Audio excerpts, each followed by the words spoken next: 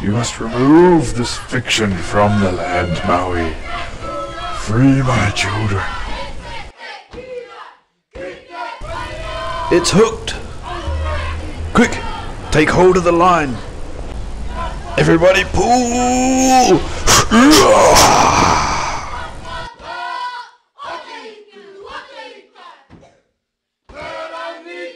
Aotearoa has been infected by a plague of the mind.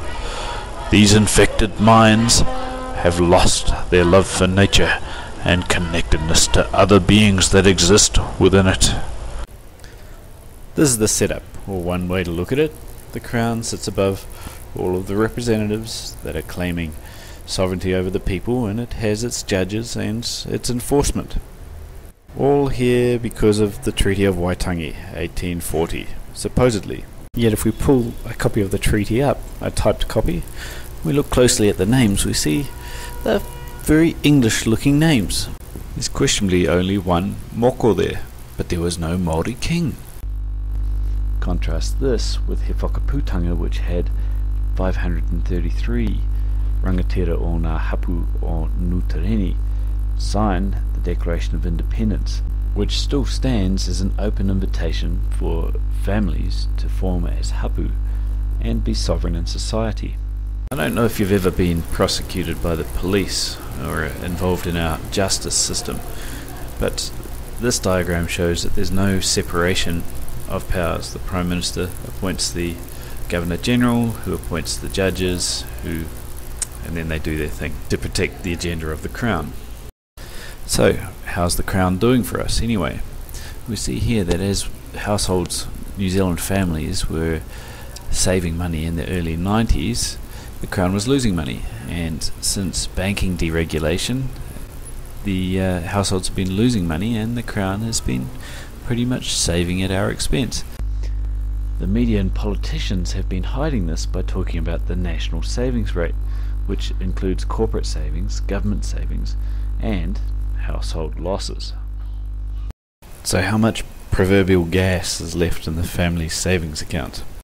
We see here from year 2000 that household wealth has more than halved and should be out sometime this year. In fact, student loans surpassed household financial wealth in 2008.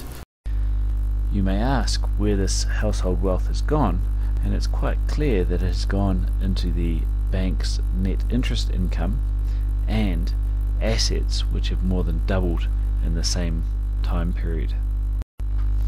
The Crown has full regulatory powers over New Zealand banking, which is basically a private cartel. Our families are in a very precarious position of having almost $1 debt to $1 savings.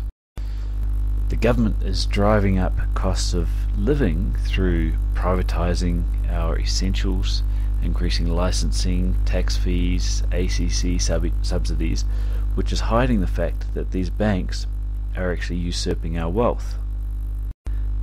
As more people start to default, the banks will then take that as a cue to put the interest rates up. This is planned to happen through some event which will result in Standard & Poor's credit rating agency downgrading our rating. If we look at international ratios, the US, UK, New Zealand and Australia, plus many of the OECD nations, are all in the same situation, so it could happen concurrently. The advantage to the banks is that they then take 100% control of our shelter and our time.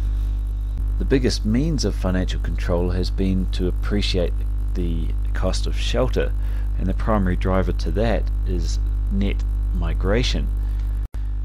At the same time as increasing the fraction of the population that are immigrants, New Zealand has been pushing tangata whenua out. For example, we are the worst performing nation in the entire OECD at retaining our skilled workers, the second worst at retaining our population overall.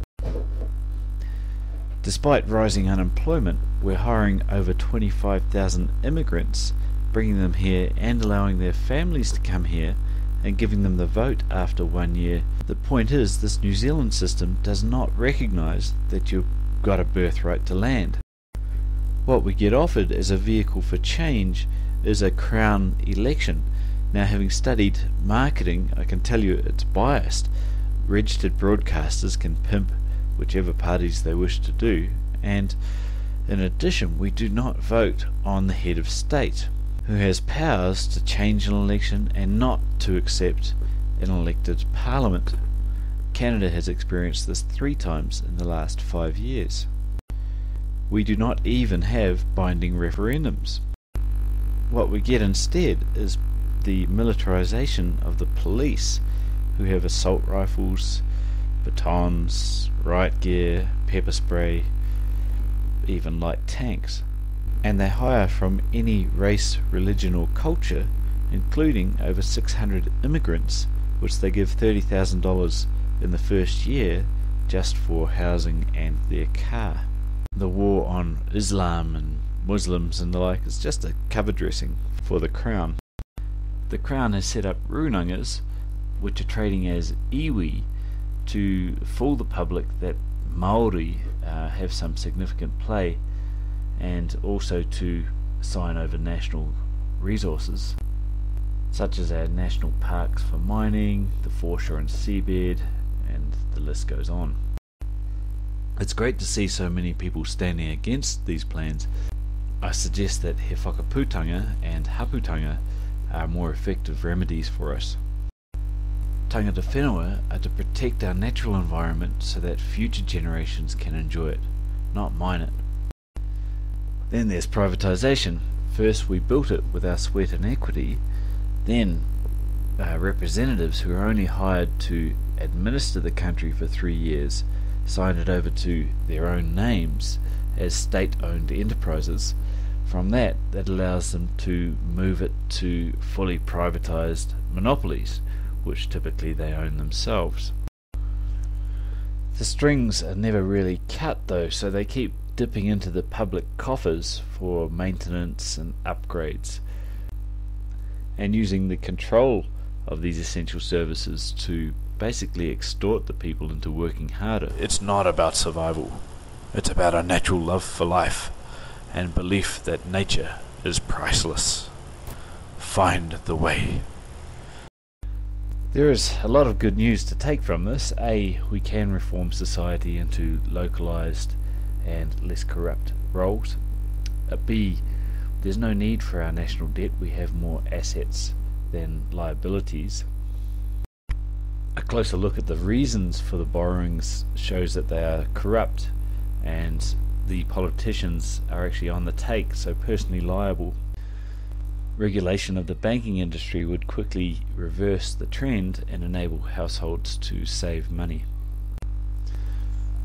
These privatizations were actually unlawful, and this means in law they didn't take place. Yes, it is an international banking conspiracy which also seeks to normalize inhumane values and attitudes. Kia kaha! Be strong, and remember, it's just a game.